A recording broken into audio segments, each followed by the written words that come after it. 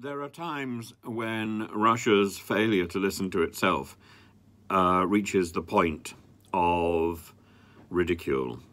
And there's been a petition to President Zelensky to rename Russia as Muscovy. This was the old name for the Kingdom of Russia anyway, and it would make perfect sense. But of course, it would require so much legislation, and actually, at the moment, the more important thing is to win the war against the invasion of Ukraine by the Kremlin forces.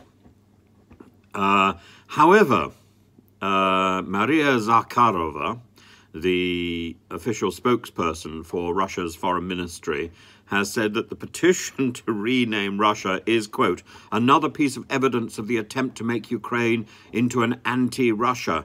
No, actually, Maria, the reason that Ukraine has become anti-Russian is because Russia invaded Ukraine. Russia has been bombarding Ukrainian civilians with missiles. Russia has been killing civilians. Russia has been slaughtering people and using heavy artillery against Ukraine and making it almost impossible for Ukrainians to carry on their ordinary life. Many Ukrainians have fled their country because of your activity. That is what makes people into anti-Russians, not some extraordinary petition that offends your sense of nomenclature.